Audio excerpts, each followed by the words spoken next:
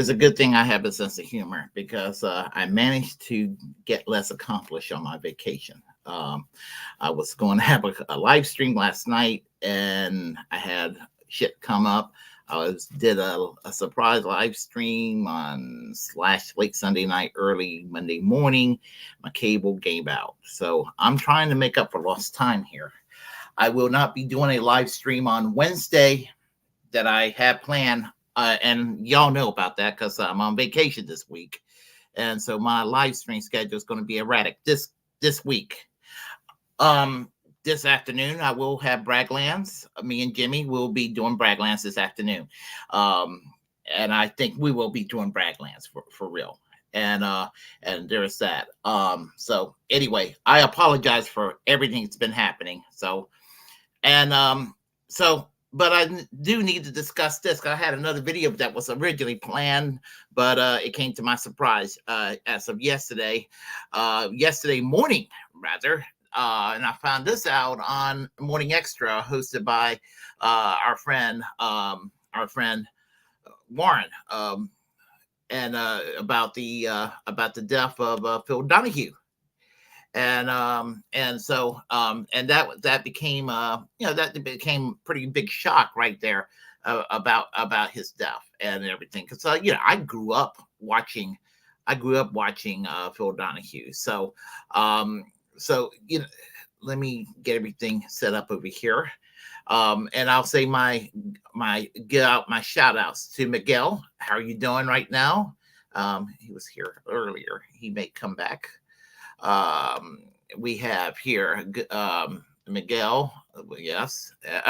Desert Mantis. How are you? The AC is not repaired, but I do have air condition. The repairman was so good enough to have a portable air unit, window unit rather, to put on the window. So there is an old fashioned window unit that's actually doing its job to keep my place nice and cool during these cruel months. Although the warm weather, the severity of the warm weather is a little less severe than it has been. So it can't get, the fall can't get here soon enough for me. So there is that. So thank you for your concern in that regard. Desert Mantis. But anyway, we'll get started. I guess basically with Phil Donahue and his death. I grew up on Phil Donahue, and in many ways, I would say that this about Phil Donahue, and it goes pretty much. It pretty much goes like this when it comes to Phil Donahue. That he had a lot of guts. He interviewed people from across the political spectrum, including people he passionately disagreed with. So that's the thing about Phil Donahue. He kind of challenged. There was a lot of norms that he pretty much challenged in his day. And kind of grateful for him for that. Setting the stage for talk shows. Now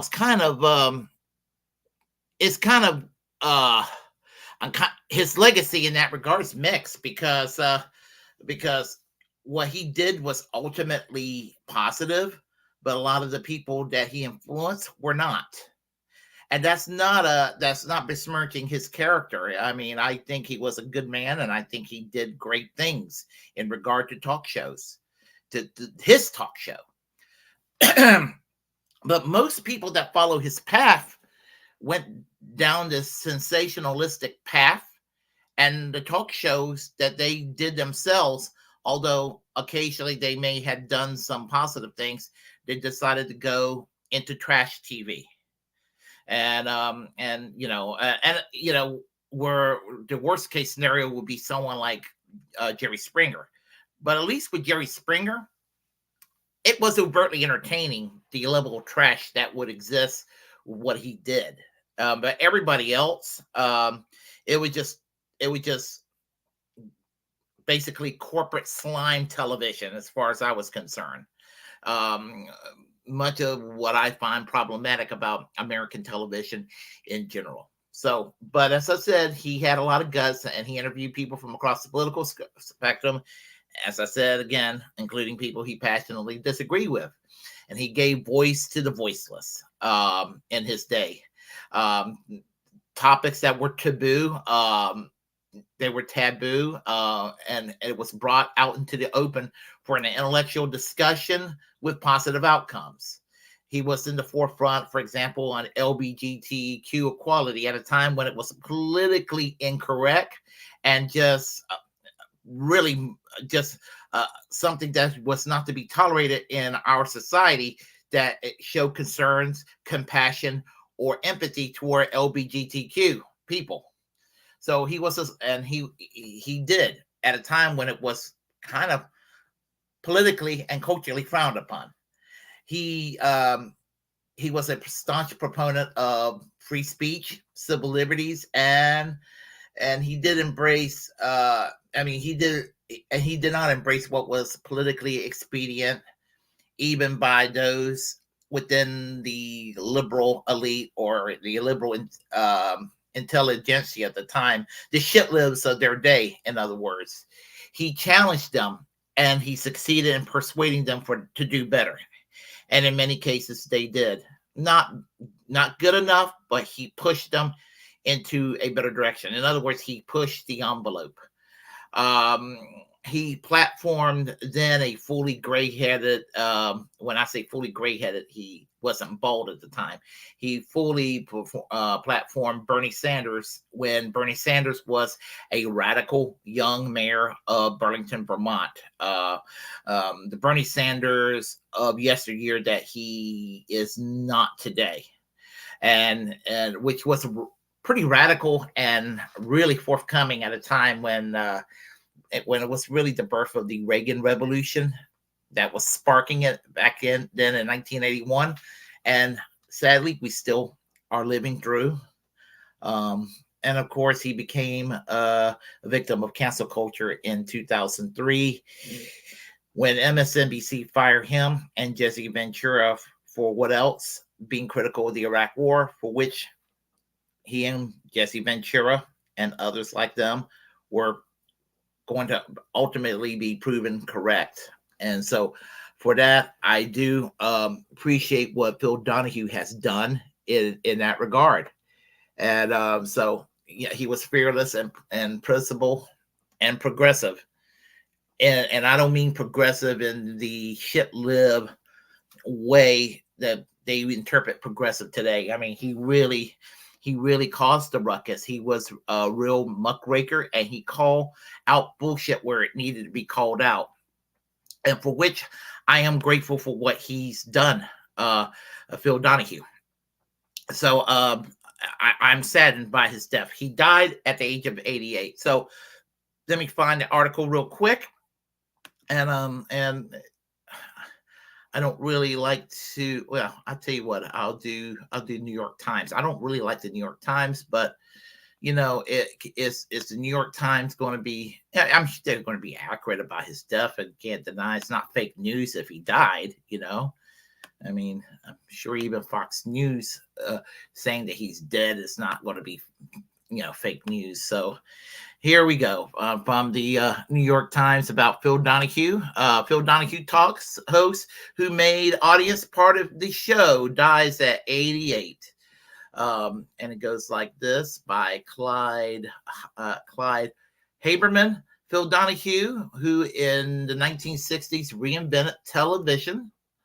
He reinvented television talk show with a democratic flourish, inviting audience to question his guests on topics and resolutely high-minded as human rights and international relations, and as ambiguous, unblushingly lowbrow as male strippers and safe-sex orgies. Died on Sunday at his home on the Upper East Side of Manhattan. He was 88. His family was confirmed his death, excuse me, was confirmed by Susan Ahrens as representative of the family. Sorry about that. The Phil Donahue made his debut in 1967 on WLWD-TV in Dayton, Ohio, propelling Mr. Donahue on a 29-year syndicated run, much of it as unchallenging king of daytime talk television. And he did. Almost from the start, the Phil Donahue show dispensed with familiar trappings. There was no opening monologue, no couch, no sidekick, no band, just the host and guests focus on a single topic.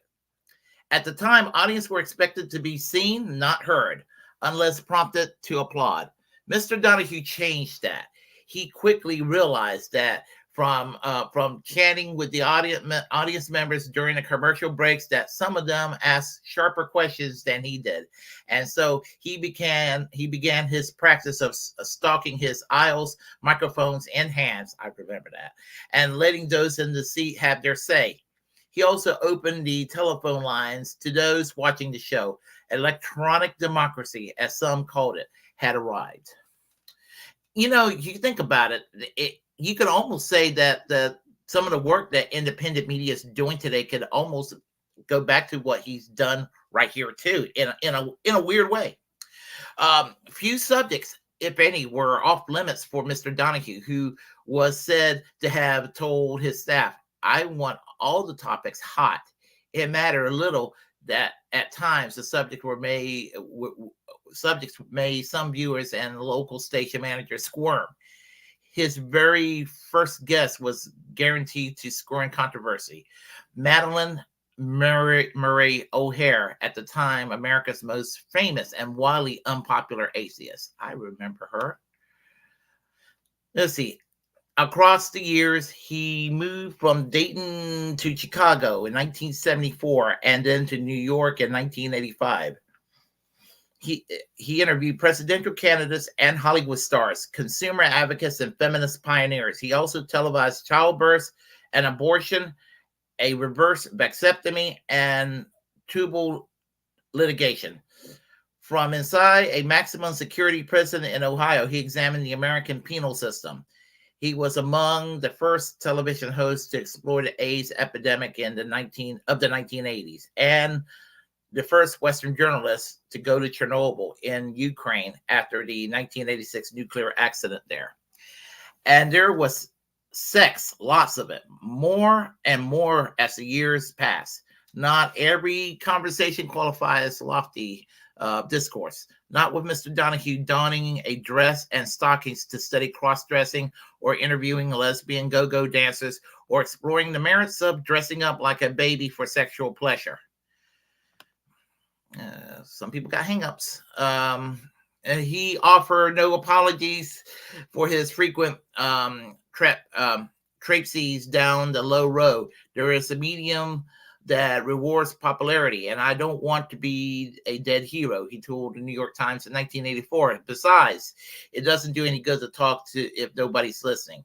People indeed listen for a long time, though more and more 6,000 episodes that won a total of 20 Daytime Emmy Awards.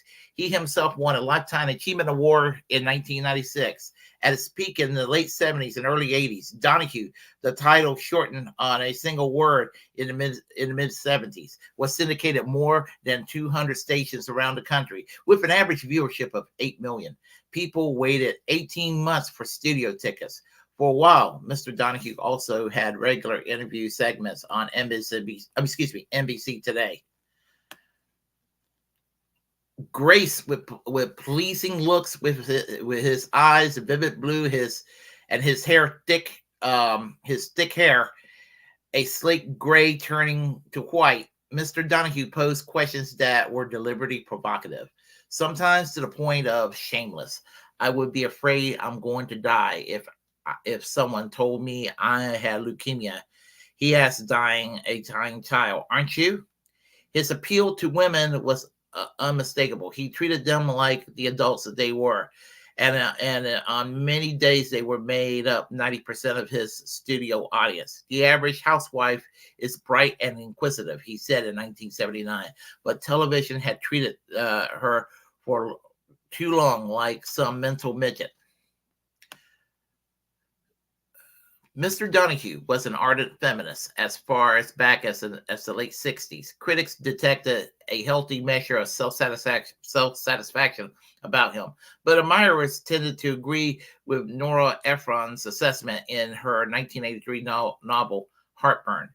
If Sigmund Freud had watched Phil Donahue, she wrote, he would never have wondered what women wanted. By the mid-1990s, Mr. Donahue had fallen victim to a fatal disease for any television star: low ratings. Once inaccessible, he tumbled to 13th place in the Nielsen ratings for daytime talk shows.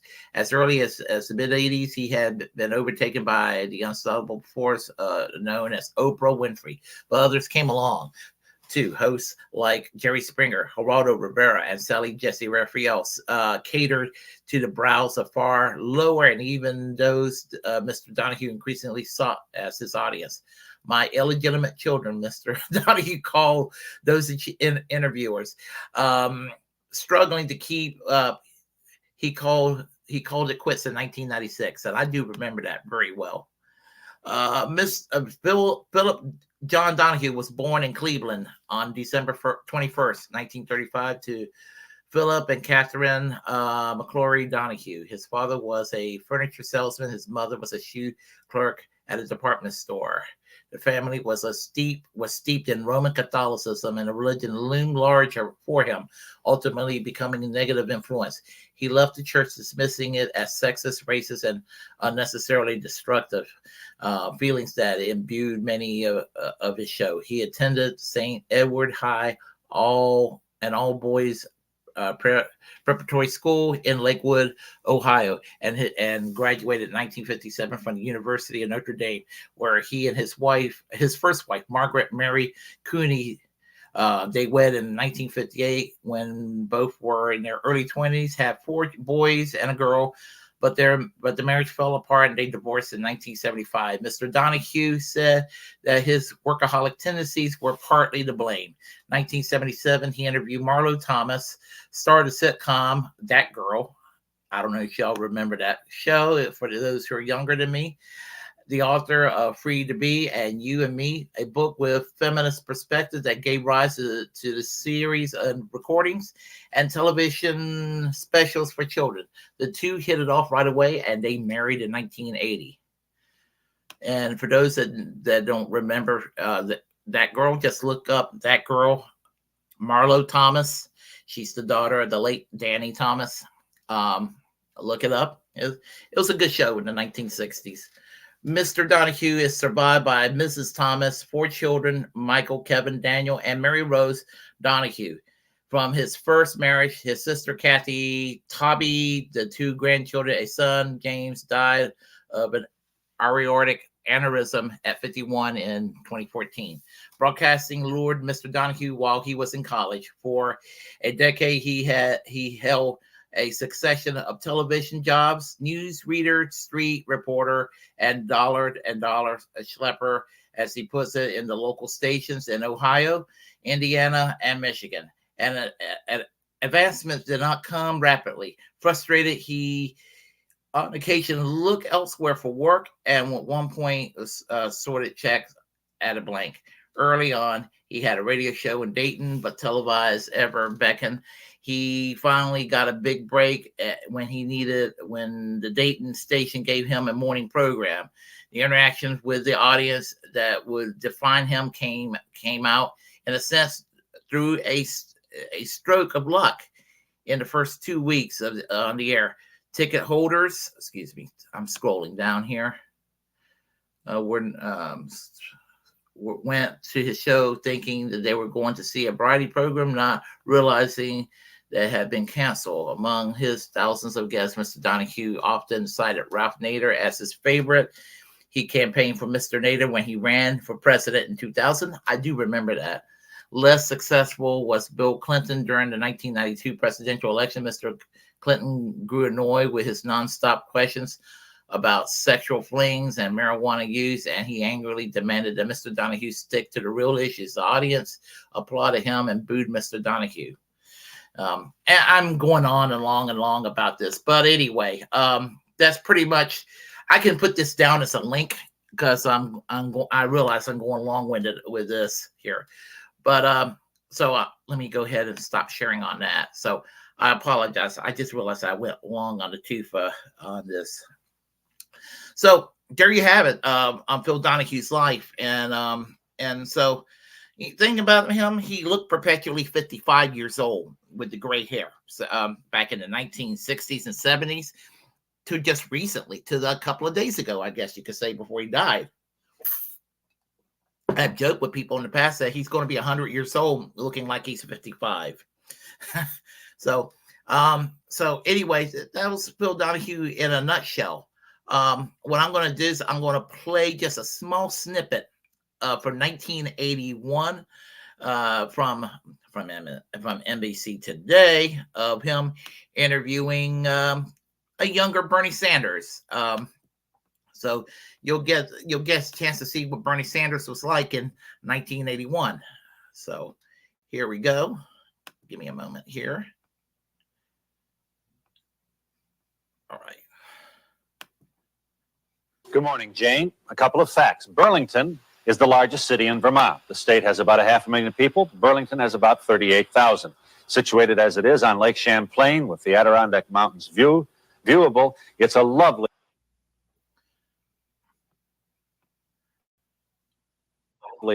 spot in this country. We'd like you to meet its new mayor. This is Mayor Bernard Sanders. Mayor Sanders got a lot of attention recently, not only with his 10-vote victory out of about 9,500 votes cast, but mostly because he is a socialist. And everybody reading that article said, my goodness, how did this happen in good old conservative Vermont?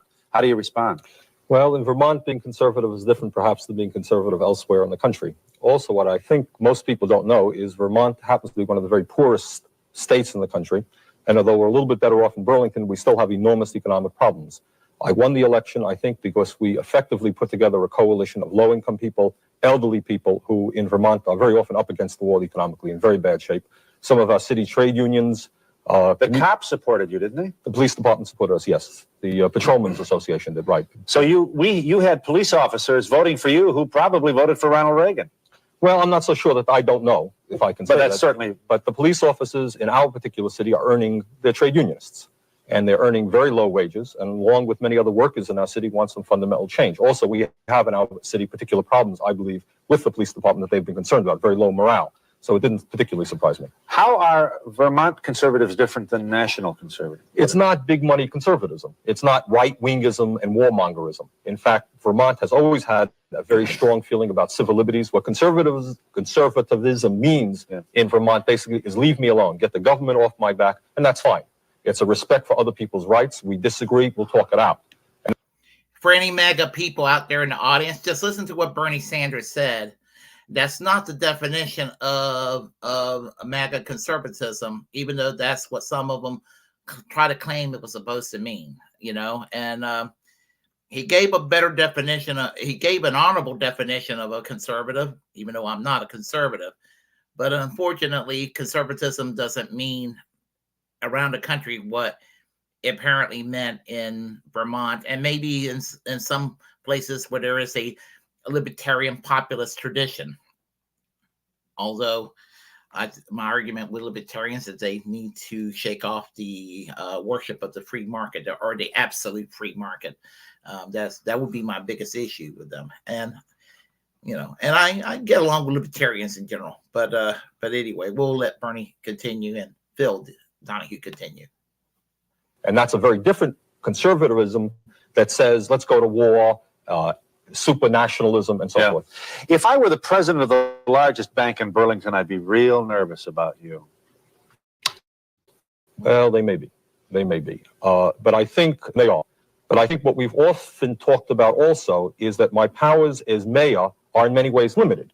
And I have my visions as to what life should be in Vermont, in Burlington, and in the United States But within Burlington, I acknowledge everybody knows what my powers are, and they're very limited. Right. We're not going to go around nationalizing banks or nationalizing industry. In fact, we want industry in Vermont that pay decent wages, and we're going to go out and bring that in like every other mayor in the United States is. We are going to speak out, though, on national and international issues which affect the city of Burlington. For example, obviously, we're very concerned about Mr. Reagan's policies, which are impacting devastatingly on low-income and working people. We're concerned about the policies in our own state government, which are affecting.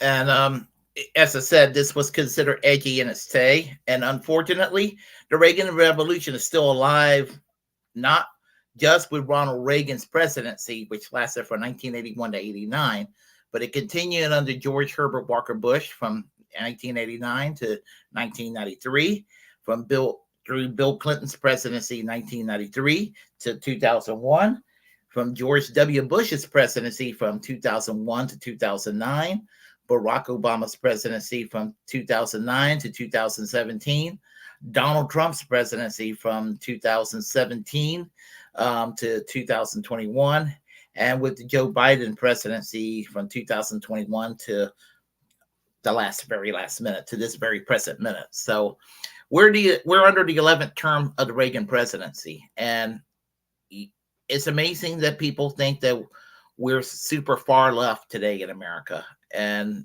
they're drinking a lot of Kool-Aid, a lot of tainted Kool-Aid, suffice to say. But anyway, that was the example of what Donahue did. And so another example of Donahue was a few years later. Let me go ahead and find the clip. And here's a clip when he interviewed. I remember when he interviewed her. I just don't remember exactly the year it was. But here he was interviewing the reprehensible Ayn Rand. And it was over the Israeli-Palestinian issue. And that was another area where he was ahead of the game. A lot of liberals were strongly very Zionists at that time, probably just as much, if not more, than conservatives back then. And he was one of the early progressives or people on the left that was calling out for concerns about the Palestinians. So here he is. He's actually going to be calling out Ayn Rand over the issues about the Palestinians, or where he kind of generically referred to them as Arabs. But anyway, your characterization of the situation in the Middle East came down rather gratuitously and in a very angry way on the Arabs, and without discussing the merits of either side, in a most complicated and painful collision of cultures and peoples in our world. Why couldn't the millions of men, women, and children who are Arab and who find themselves in this desperate conflict and look around wondering where peace will be, why can't they be angry with you for your characterization of them, your slap at them, your roundhouse criticism of them, when you don't seem to be able to tolerate a questioner who suggests that she disagrees with you? Characterization is you do not accept any criticism unless you level it.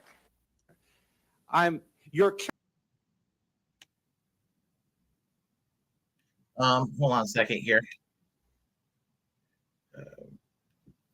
Yeah, as I said, he interviewed Ayn Rand, and I couldn't find her reply, but I do remember seeing it in the past, the interview with Ayn Rand. So, and I forgot what year that interview took place. I think it might have been like maybe 1978, 79, something along those lines.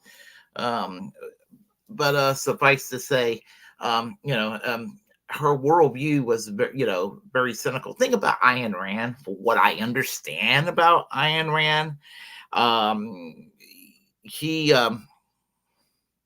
remember there were things about her was mostly reprehensible.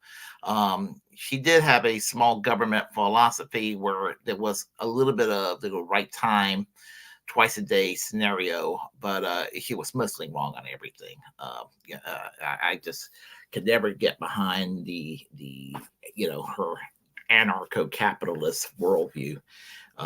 And it's because she lived in the Soviet Union where everything was a command economy, and that was her experience, and she became she she became an opponent of such a system, and so people say, well, that's why she became against everything that's on the left. Well, people who are on the left who complain about capitalism obviously finds a lot of fault when it comes to capitalism. So that's why a lot of people do critique capitalism, and all that. But the thing about it is, she takes the libertarianism so far, pushes the envelope so far that I mean, it's like it's to a cult like level. I mean, she's like the Pol Pot. Her ideology is like the Pol Pot of libertarianism. Yeah, she's like the Khmer Rouge of libertarianism. So, I would certainly hate to see her vision come through. Obviously, so he interviewed a lot of controversial guests. In 1978, I believe it was 78. I think it was in 1978. He interviewed David Duke and the white nationalist, a very young David Duke, that reprehensible, nasty right wing white nationalist figure. And I'll play you a clip here. And I'm going to go a little long on this because he says something here that I want to address, that I hear from conservatives, that I think that needs to.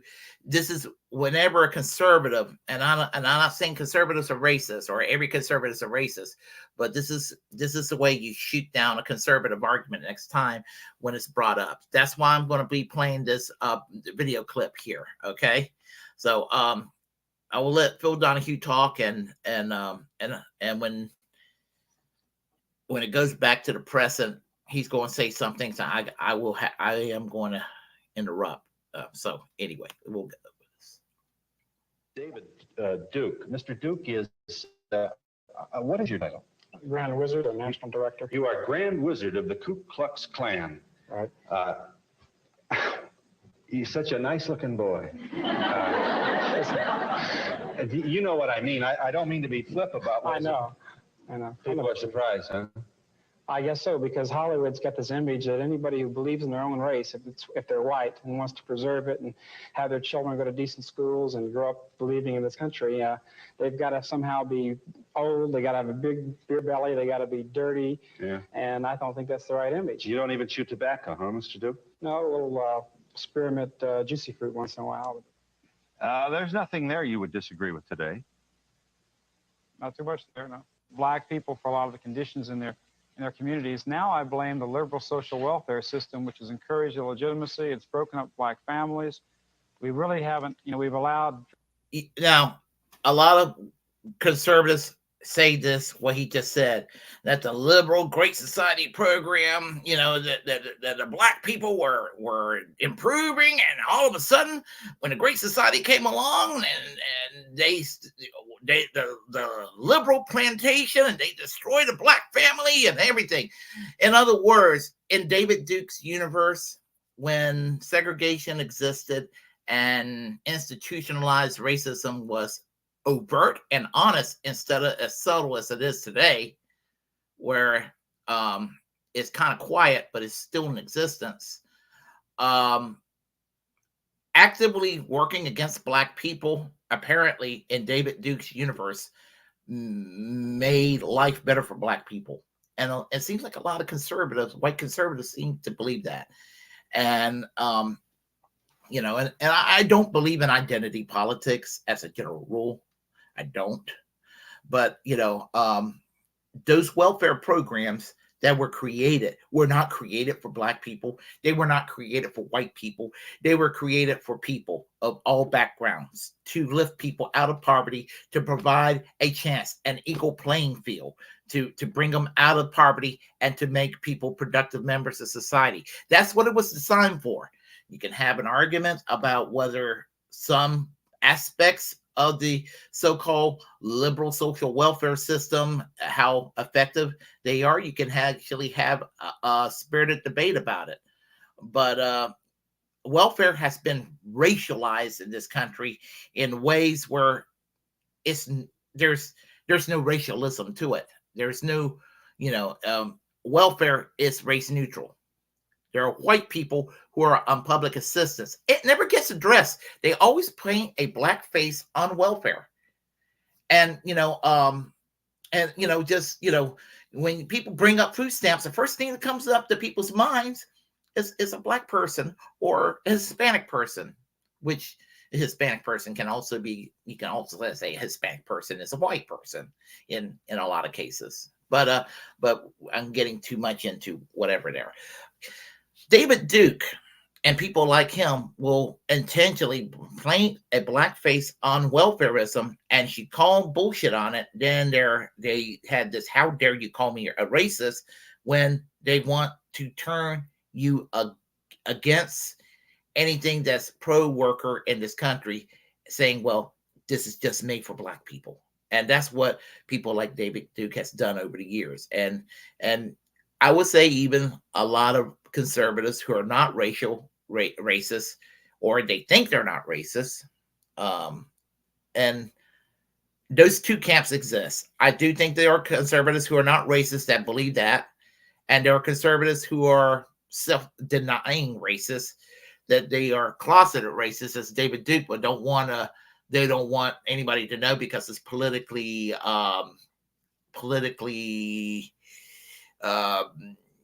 toxic for the world to know that. Or and there's some who are like, they think they're not racist, but they really are, but they try to justify some reactionary beliefs and say, well, they're not being racist or what have you. I just kind of wanted to address that a little fine point there. So anyway, but the point is, Phil Donahue did have people as controversial as David Duke on the show. And it was a positive thing in the sense that you need to know about people like that to make damn sure that America does not, elect people. Knowledge is power. Knowledge is power. And you want to make sure someone like a David Duke is considered a political laughingstock or politically taboo. Somebody that's going to, somebody that could actually bring a systemic harm to this kind of harm society. You need to know about that. And I would say that knowledge is power. And this is why, what I will support the free speech of people like a David Duke, as despicable as David Duke is. Because the more you know about people like that, the more you can expose them for what they are.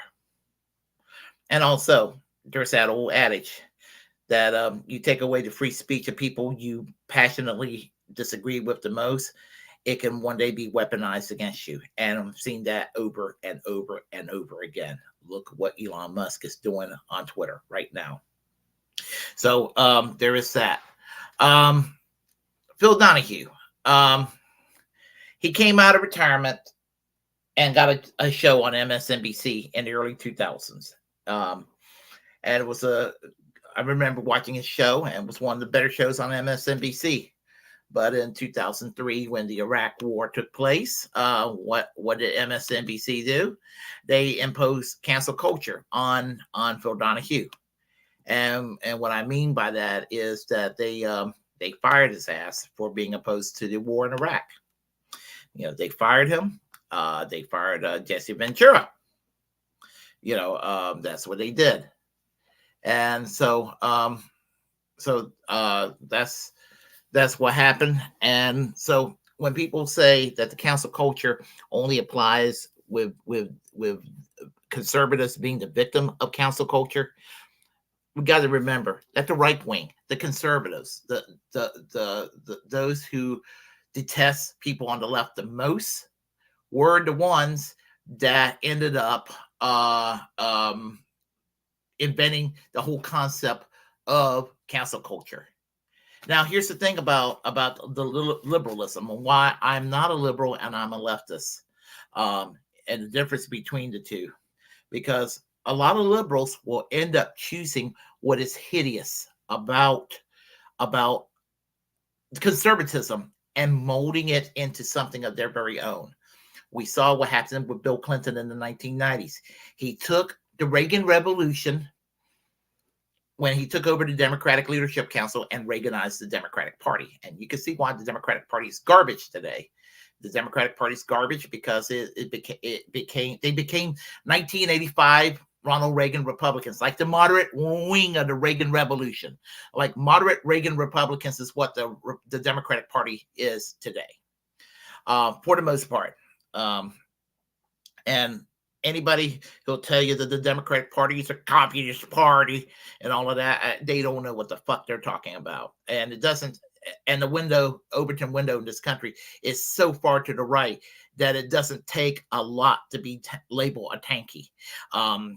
I'm not a Marxist-Leninist. I'm not a communist. I'm not arguing against those who are, but I'm saying I'm basically, as most people can tell, I'm a sock dem. I'm a social democrat. Turn the United States into Norway, Sweden economically. I and go a little further left than that, actually. And I think that we're going to be on a good path. But here's the thing, and we're not on that path because we don't have left-wing parties. We don't have green parties in the parliament or in Congress. We don't have an active communist party in the parliaments. We don't have an active social democratic party or an active labor party in a parliament. We don't have these things. Both the Democrats and the Republicans are to the right of the Greens in other countries, to the right of the communists in other countries, to the right of the social democrats in other countries. They are to the right. And that is why we can't have nice things in this country. And that's why we are locked down in a two-party system. And so my point is, Phil Donahue is not the liberal that people will paint him out to be. He was a bona fide leftist, and he was cancel cultured by MSNBC in 2003, as was Jesse Ventura, and anybody who stands against whatever order that there is. And so, it was par for the course. Even when Bill Maher, as much as I hate Bill Maher, and I hate Bill Maher, when Bill Maher was kind of okay, he got cancel culture himself. He was a victim of cancel culture. And his little bitch ass complains about wokeism and all that and everything. And he got sued by Donald Trump for saying that, comparing Donald Trump to an orange orangutan. He's been more a victim of the right than of the left. And anyway, I don't want to get into it. Bill Maher, he gets my blood boiling. Phil Donahue did a lot to change a lot of conversations in this country, and that's my point. And I am grateful for what he has done. And we're all the better off for it today. So there is that. And all I have to say is rest in peace, Phil Donahue. You'll be missed by me. As I said, I grew up watching to Phil Donahue, and as I was saying to Warren when I was on Extra Bull Live in late 2022, first time I was on the show, and I didn't mention this. I didn't mention Phil Donahue. I mentioned Walter Cronkite and Dan Ritter was part of my political experience growing up, but I should have mentioned Phil Donahue. But Phil Donahue was part of my political experience growing up as well. So there is that. Plus, I did mention some other cultural factors too. But anyway, let's go ahead and look at the chat lines here. We have Earl. How are you doing today? How's everything down in Wilmington, North Carolina? I will probably be either in New Bern tomorrow or in Wilmington. Family's visiting, so there's that, and we're headed on a road trip tomorrow. So we're going eastwards while I'm on vacation this week. So just trying to get out of town here. All righty. Let's see. We have Barry. I know who you are. Barry Motiva. Now in color. How are you doing, my friend? I'm doing good. Libertarians deny history. Again, I know libertarians, and I know libertarians. I know libertarians who are very reasonable, and I know libertarians you can't have a conversation with, And it's sort of the same thing I've had in my experience with some Trotskyists I've had good conversations with, some Trotskyists, not so much. Just par for the course in every ideological corner you run across. So we have here, hold on. We have here, what year is the clip? I'm trying to think from the Bill. Oh, you mentioned that from the Bill Donahue. That was from 79 or 80, I think, I think it might have been 1980 with the Ayn Rand. Let's see. Nice background, says conservative liberalism. It's this Naughty Pine. Yeah, I like the background. I mean, just it provides me a nice slimming effect, and just makes me look a little bit better. Nikki, hey, how are you? I haven't seen you in a while. Great seeing you again. How's life in Central Russia? I got to have you back on the show. It's always great talking to you. Let's see here. No way, Phil Donahue died. Yep, the Punisher. Phil Donahue did die, and very, very unfortunate. It came to my attention, as I said yesterday, watching Morning Extra. Ed Heller mentioned that on the chat line, and I was just like, "Whoa, Phil Donahue!" I thought he was going to live to be 100. I saw him being interviewed recently. He did not look like he aged that much, but then I saw him in a wheelchair yesterday in a recently passed photo, and I'm just not used to seeing Phil Donahue in a wheelchair, not one bit. So we have here the conservatives don't understand that the Dem party is right wing. Yeah, I mean, the Democratic Party, I in my experience, when I was in college, and I thought I was just a shit lib at the time. I didn't that word didn't exist at the time, but I was a shit lib at that time, and I felt the Democratic Party was too conservative even for my shit lib sensibility back in the 1990s. So and Barry Motiva might be able to concur with what I just said there. So anyway, and Smeghead, the guy that does the music for our show here. Hey, Willie. Hey, everybody. And how are you doing, my friend? Rest in peace, Phil. Absolutely. So there you have it. So let me go on with my announcements today. And here is how it goes. Starting officially next week, Monday, Wednesdays, and Fridays, 8 p.m. Eastern Standard Time, I will be doing a video for the Willie Bragg Show. As of this week, it will be erratic since I'm on vacation. In other words, there will not be a Wednesday night video stream tomorrow because I will be out of town. If there's going to be one on Friday, it may be at 8 o'clock. It may not. You just never know on Friday. As I said, we're all out in the open this week. This evening at 5 p.m. Eastern Standard Time, at its usual time slot, we will have Braglands. We will. Me and Jimmy are going to be doing Braglands, and Nikki, we're back with Braglands. By the way, we were on hiatus. We're back with Braglands. But yeah, Braglands is back. We did one show last week. I overslept last Tuesday because I work graveyard, and Jimmy had a family emergency the following day, and so we decided to go ahead and delay it to today. So we have Braglands at 5 p.m. this afternoon, 5 p.m. Eastern Standard Time, 2 o'clock Pacific Standard Time. So there you have it. And so we will, I don't know if it was Earl or Laurel or Desert Mantis that likes the music on your music. But let's see. We could play that all the way through if you like, the theme song all the way through instead of just partially through before concluding with the show, because I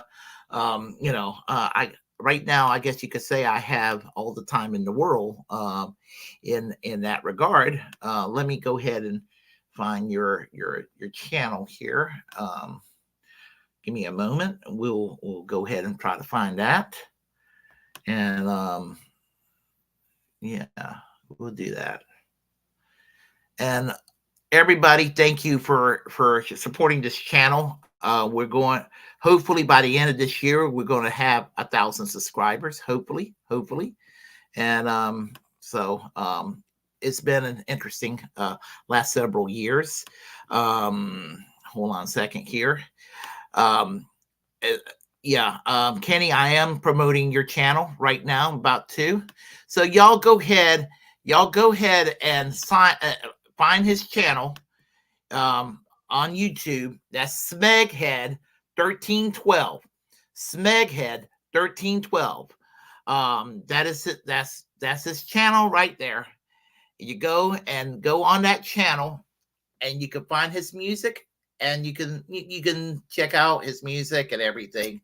I've been a big fan since I found his channel. Because I love my new wave music from the 80s and the late 70s, and he seems to love that too. So we ended up clicking, and he does the music for the show. And as I said, love the music that he produces here. So let me go ahead and find that video, and we will let's see. Hold on. No, not yet. Give me a second. I made a little mistake here. I will be, oh my gosh. I might do another live stream prior to Braglands today, because I'm a little bit behind right now on my videos. And I do apologize for that. I have some phone banking to do today too, and I will be mentioning that as well. So here we go. Anyway, here we are. We're gonna play it, and then I'll make my final announcements.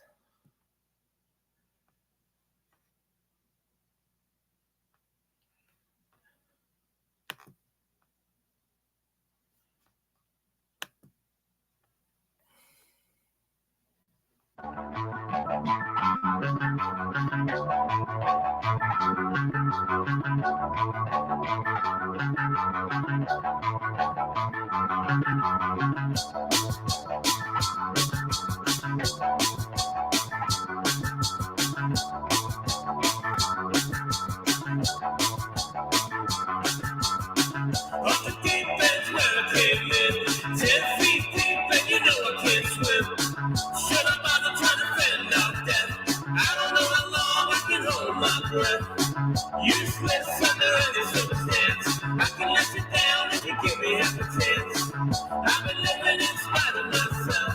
Dancing from the left and the right of myself. Meditation's where I live in. Off the deep end is where I came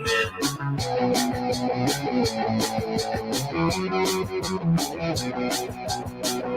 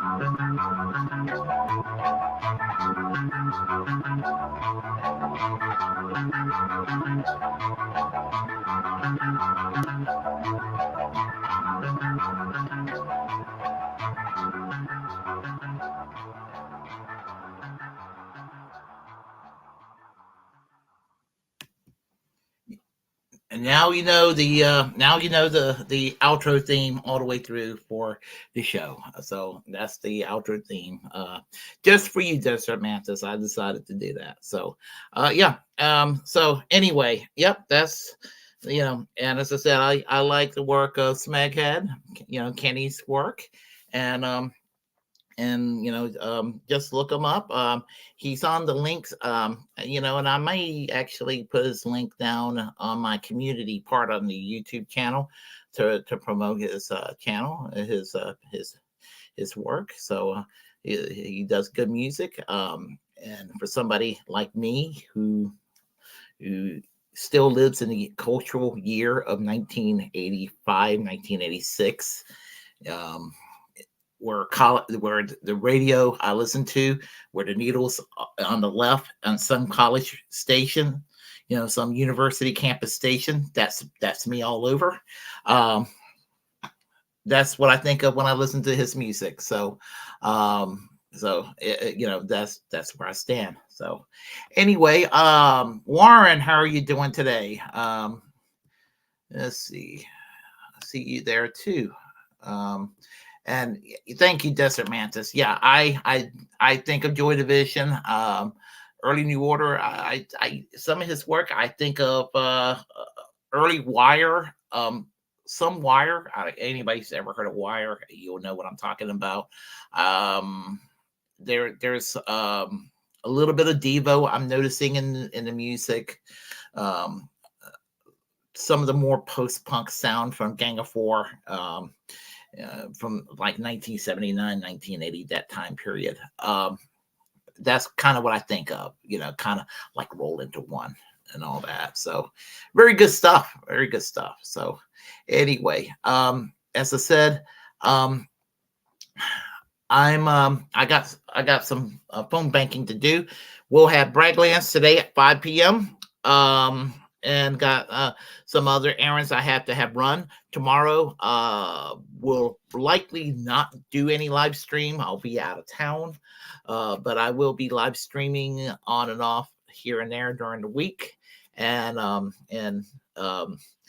we'll probably talk about the convention and talk about other relevant subjects at hand. If you like what you heard, please press like and comment. Comment any way you disagree with what I have to say. Feel free to share the content on this channel. As a First Amendment absolutist, it's my duty to inform you to create your own platform and utilize it, because we're in fact the muckrakers of our time. Subscribe to the Willie Bragg Show on all my appropriate platforms. I got a new platform that I just signed on to yesterday called Space Hay. It's very similar to MySpace. So y'all have to check it out. The Willie Bragg Show has an account there too. So I'm going to try to get some followers from there. So, and with all the censorship against social media these days, we need to explore alternatives to Facebook and alternatives to Twitter and all that. And so, what's it called, Nikki? It's called Space Hay. Space Hay is what it's called, and I'll spell it. I'll spell that out. Space Hay. Hold on a second. I'm going to spell that out. .com. There you go. That's with a lowercase s, but it's spacehay.com. And and I'll give y'all my my URL, spacehay.com/Willie Bragg TV. So if you go on go there, you'll find me on up there, spacehay.com/Willie Bragg TV. Yeah, it looks a whole lot like MySpace, and I'm nostalgic for it. So that's going to be I'm going to promote that platform. I decided it's my mission to make Space Hay the new thing now, and as it gets bigger, maybe we can influence our other friends on the online left to go and jump on board that bandwagon, whether it's Due Dissidents or the Gray Zone or RBN or whoever. They can all just jump on board and be like, hey, we're on Space Hay too. Maybe. So Warren, you have to get on Space Hay to promote, get some followers there too, you know. And I'm going to talk to Jimmy about getting a Bragland Space Hay page. So, but anyway, I'm talking a lot about Space Hay. So there you have it. So I'll reject corporate media. That's basically what it comes down to. So we need to do that and all that. So remember, free and pardon Ed Snowden. Although he didn't have it as bad as Julian Assange all these years, he did have to leave this country so he wouldn't be in the situation Julian Assange is in or was in. But he needs to be freed and pardoned, because journalism shouldn't be a crime, and telling the truth shouldn't be a crime. And being a whistleblower shouldn't be a crime. So that's what it comes down to. So free and pardon Ed Snowden, and make sure that Julian Assange is free. Not just that he's pardoned. It's not just that he needs to be freed. And I'm glad he's free, but he needs to be pardoned as well. We need to make sure that Palestinians are also freed from their Israeli aggressors. And it's not right that they're suffering under what they're suffering under right now. And I look forward to the day that Netanyahu and the right-wing members of his cabinet are put in handcuffs and sent to The Hague for what they've done. So there's that.